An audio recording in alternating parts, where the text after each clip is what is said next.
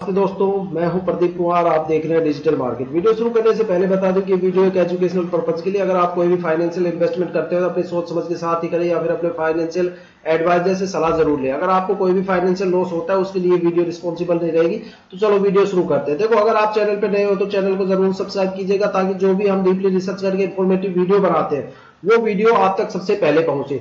तो दोस्तों, आज हम बात करने वाले हैं अडानी पावर लिमिटेड स्टॉक के बारे में। देखो, स्टॉक काफी जबरदस्त था। अगर इसके पिछले ईयर्स की परफॉर्मेंस की बात करें तो स्टॉक कम से कम 269 से चल के ये स्टॉक कम से कम 895 के आसपास गया था। मतलब आप सोच सकते हो भाई साहब, यहाँ पे 500 रुपए के आसपास इन्वेस्टर्स को अच्छा खासा रिटर्न देखने को मिला था। काफी अच्छी परफॉर्मेंस रही थी पिछले ईयर, लेकिन इस साल ये स्टॉक काफी स्पीड से गिर रहा है। ठीक है, और ये गिरता ही जाएगा। इसके पीछे के रीजन ही कुछ इतने बड़े हैं कि ये स्टॉक अब रुकने वाला नहीं है, ये गिरता ही जाएगा। लेकिन इसका गिरने का पैटर्न जो है वो थोड़ा सा अलग रहेगा। ये क्या करेंगे, एक दो दिन 4-5 रुपए चढ़ाएंगे, लेकिन अगले दिन ये 10-15 रुपए गिरा देंगे। फिर ये 4-5 रुपए चढ़ाएंगे, फिर ये 15-20 रुपए गिराएंगे। ये इसी तरीके से गिराते हुए जाएंगे, क्योंकि अगर ये कंटिन्यू गिराएंगे तो लोगों को पता चल जाएगा कि हाँ भाई, बैंड बच चुका है। क्योंकि मार्केट में काफी ज्यादा नेगेटिव न्यूज है, लोग तुरंत समझते हुए देर नहीं लगेगी। क्योंकि आज के लोग जो है वो काफी समझदार है, डीपली रिसर्च करना शुरू कर देते हैं अगर स्टॉक 2 दिन गिर गया तो। ठीक है, तो उनको पता है कि कहीं ना कहीं से न्यूज का पता चले जाएगा और बंदे निकलना शुरू कर देंगे। तो ये लोग क्या कर रहे हैं, पहले 4-5 रुपए चढ़ाएंगे ताकि लोगों को लगेगा कि हाँ भाई कुछ तो ग्रोथ होगी, लेकिन फिर अगले दिन ये 15 रुपए गिरेगा। आप देख लेना, यही पैटर्न चलेगा और लास्ट में स्टॉक लुढ़क के कम से कम 200-250 पे आ जाए और क्या पता ये कंपनी ही बंद हो जाए। हालांकि क्या है कि देखो, स्टॉक काफी अच्छा है। ठीक है, अगर इसकी मार्केट कैपिटल की बात करें तो 2047 लाख करोड़ की ये कंपनी है। 2 लाख करोड़ की ये कंपनी है। तो देखो, 2 लाख करोड़ की जो कंपनी होती है कोई छोटी मोटी चीज तो होती नहीं है। ठीक है, पी रेशियो भी इसका अच्छा है। अगर इसके क्वार्टरली रिजल्ट्स की बात करें तो जो जून 2024 का क्वार्टरली रिजल्ट था उसमें जो इसने रिवेन्यू जनरेट किया था वो 14,000 करोड़ के आसपास था, 35% की ग्रोथ के साथ। और अगर नेट इनकम की बात करें तो 3,000 करोड़ थी। ठीक है, लेकिन यहाँ पे जो ग्रोथ थी, मतलब जो यहाँ पे गिरावट थी वो 55% की। यहाँ पे इसकी नेट इनकम में गिरावट आ गई। और अगर नेट प्रॉफिट मार्जिन की बात करें तो उसमें भी 67% की यहाँ पे गिरावट देखने को मिलती है। ठीक है, अब इसकी कुछ नेगेटिव न्यूज है जो मार्केट में चल रही है, जिसकी वजह से स्टॉक गिरता हुआ जाएगा। और क्या पता है कि भाई ये इतना गिर जाए कि उठ ही ना पाए दोबारा।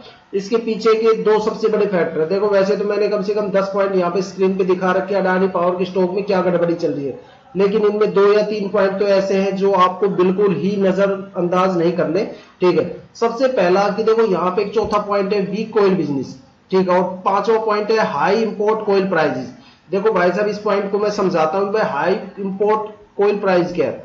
ठीक है, देखो, जो अडानी पावर है उसके अंदर जितने प्लांट में जो भी बिजली बनती है वो कोयले वगैरह से बनती है।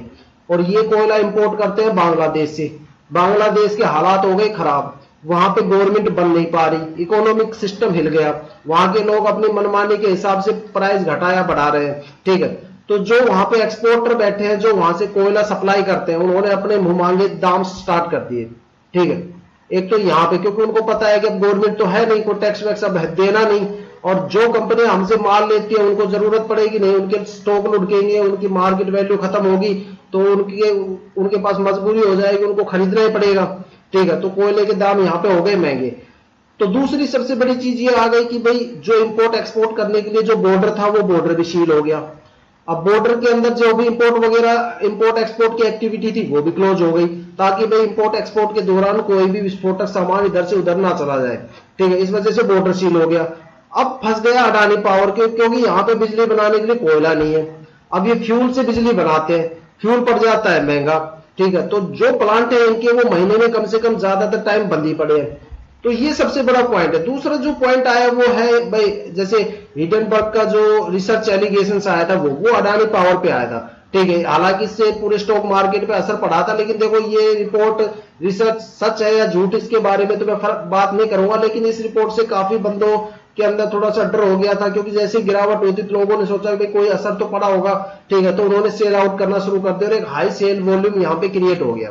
ठीक है, अब उसके बाद इसकी कोई भी देखो एक और न्यूज है सेबी इन्वेस्टिगेशन कि भाई सेबी ने इसके ऊपर इन्वेस्टिगेशंस बना दी, क्योंकि इसके स्टॉक्स के अंदर क्या है कि हाईली वोलेटिलिटी है। ठीक है, तो इस वजह से यहाँ पे जो इसके ऊपर सेबी ने इन्वेस्टिगेशंस लगा दी। साथ में देखो कोर्ट का भी जो डिसीजन आया है कि भाई अपने रेगुलेटरी के साथ ये मतलब प्रॉपरली खड़ा नहीं हो पा रहा।